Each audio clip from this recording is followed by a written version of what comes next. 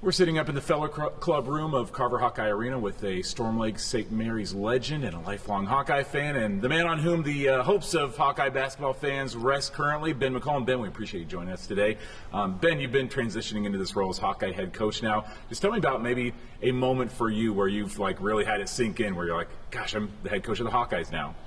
Yeah, I think it was probably when I was doing an interview and they played the fight song as I was coming on. And so, you used to play college football and you'd be the Hawkeyes, or you'd play certain games, and then you'd come to the basketball games and the football games, and it'd be like, that's the fight song. And so when it was played before the interview was probably that time.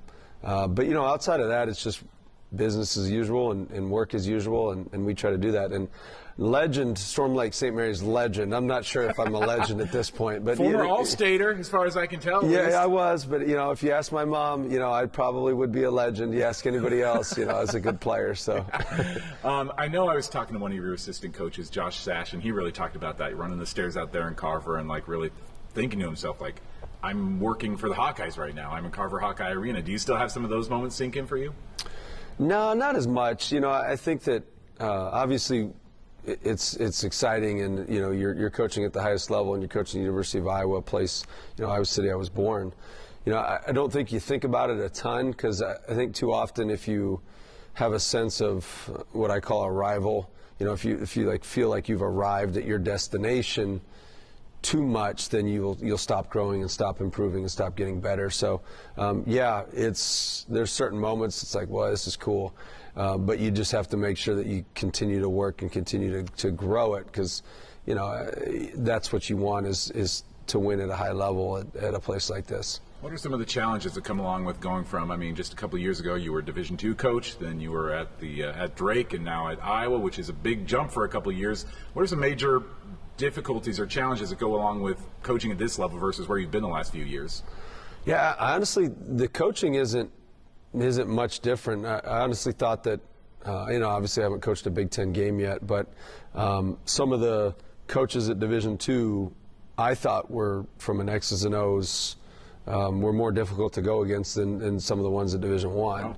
Wow. From a coaching perspective.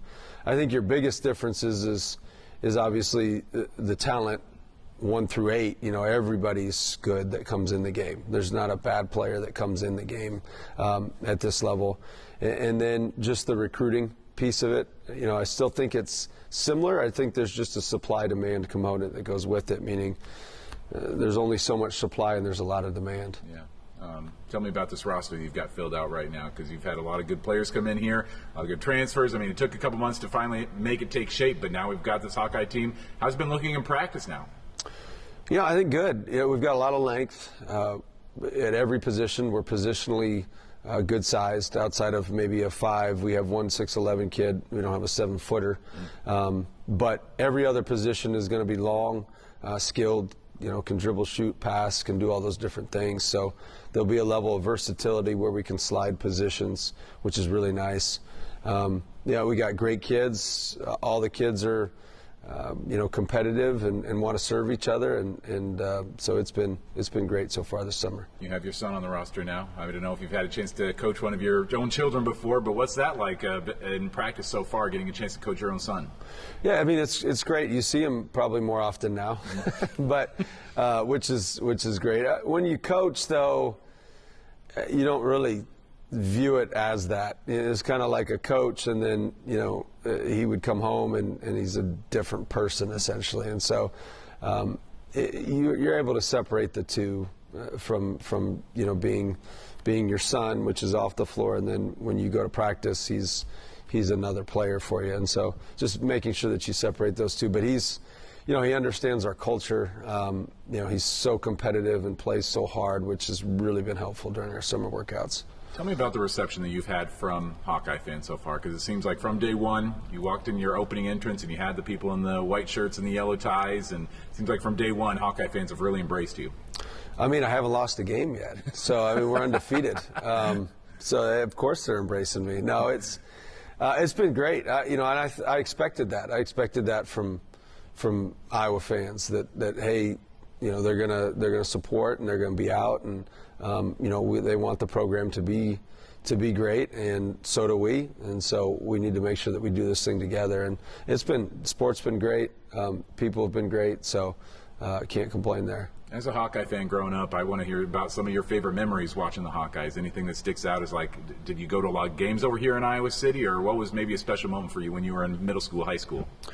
I mean, probably the two most important ones, or the ones that stick out, is just going to those Hawkeye camps in Northwest Iowa every summer. That was the best. The camps were awesome. They'd bring some of the players. A lot of the staff would come coach it. And so you got to see a lot of different, guys that had played for the Hawkeyes. And it was like a pro team, because it's, essentially your professional sport in the state of Iowa. So that was fun. And then, from a playing perspective, I just remember the presses. And so it was really true what I said in my press conference, where you saw Chris Street at the head of that press. And it was like, you used to watch those guys, and then you'd have ACR on the back of it. And so it was fascinating watching the intensity of those teams, and that's what you'd watch, and those were the games that was your professional team. It was fun to do that. Yeah, I found that every Hawkeye fan, every Iowan really in the '90s, has a moment where they remember where they heard that Chris Street died. What was that moment for you? Do you remember where you were?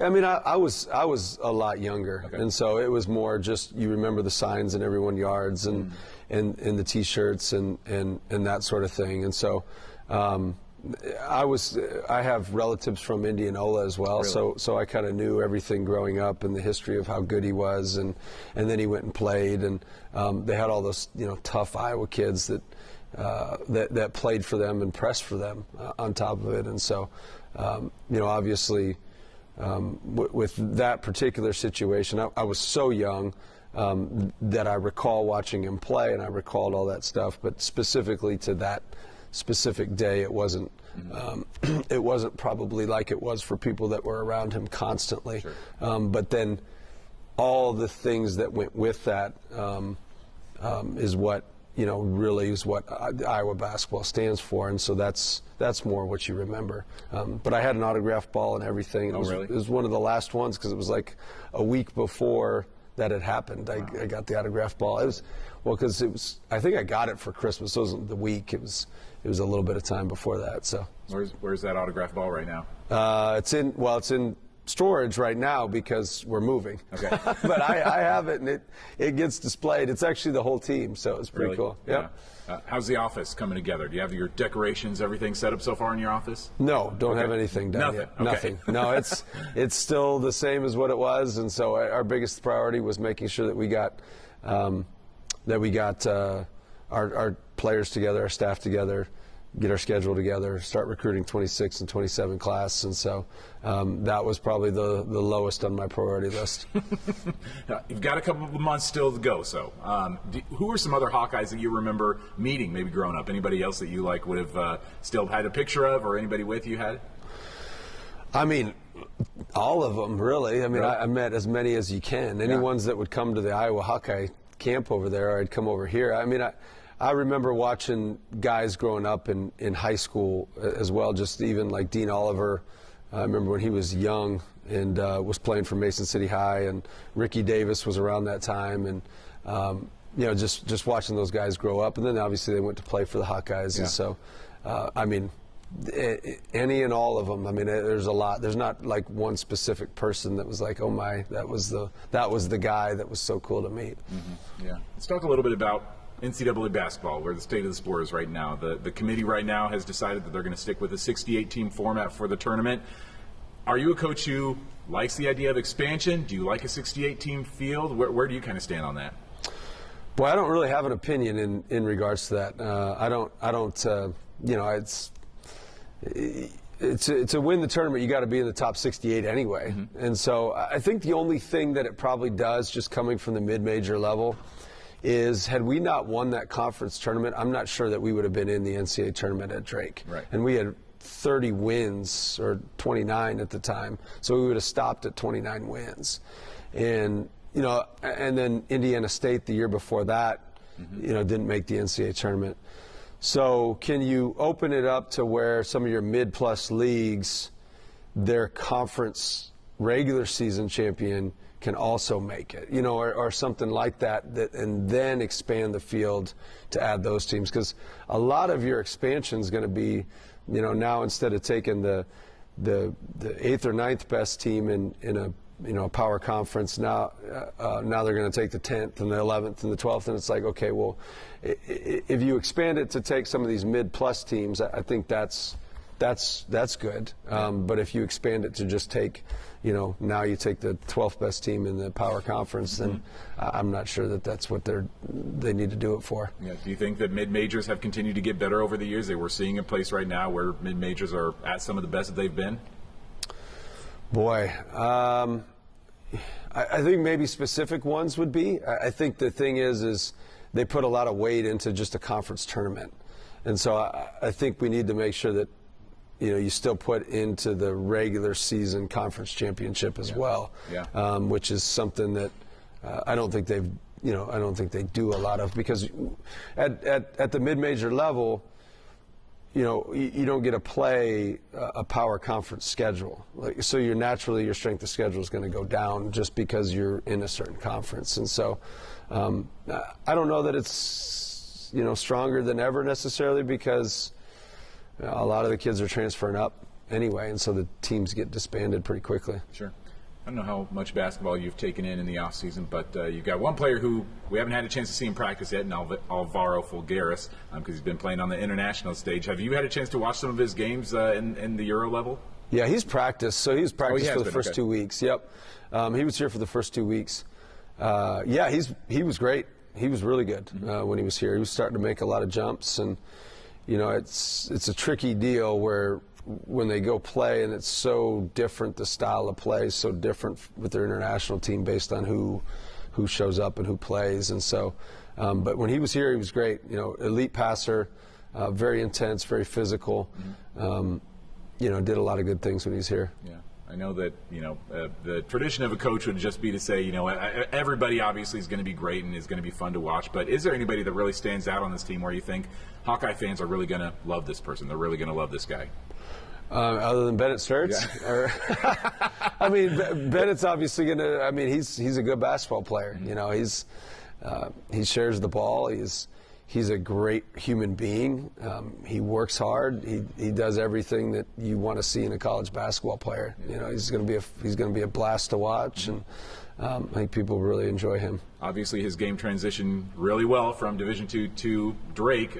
Do you still see that same type of progression of him this year, going from Drake to Iowa? Yeah, I mean, I hope so. Yeah. I mean, that's ultimately why you take him here, and so I think that as he moves up levels and as there's more space on the floor, he becomes exponentially better. And so, yeah, I think he translates great to this level. Yeah. How about the other guys from Drake that have come over here? I mean, is everybody really transitioning well, you feel like, to what they're going to face this year in the Big Ten? Yeah, they've been great. Obviously they're physical kids, and they know what to expect from me, which is very helpful. And so you can expedite the learning process just because of that, and so guys are able to learn a lot quicker, and we're able to put things in faster, and then, the intensity can go up a lot quicker as well. Sounds good. Coach, any other family members that are coming over here? I know you've got your family coming over here, but I don't know, do you have a lot of other fans from Storm Lake or anywhere else that's kind of coming over and joining you here in Iowa City? I mean, no. I mean, they'll come over to games, but not a lot of, no one that I'm aware of that's going to move here necessarily. Yeah, so okay. No, they'll probably be here a lot more often, I would guess, than they were in the past. And I think I've heard you say that this is a job that you kind of see yourself in for the long run, as long as the Hawkeyes will have you, or I mean, is this where you see yourself for a long time? Yeah, absolutely. Yeah, I mean, that's the ultimate goal to anywhere you go. I don't think you can ever think in terms of I'm trying to go somewhere else. Like that's not healthy. That's just, you can't stay present in what it is, and that's how I've always been. Is the job that I'm at is the job that I want to be at for as long as I can be at. And so, obviously at this level, this is the highest level that you get, and we want to make this program great.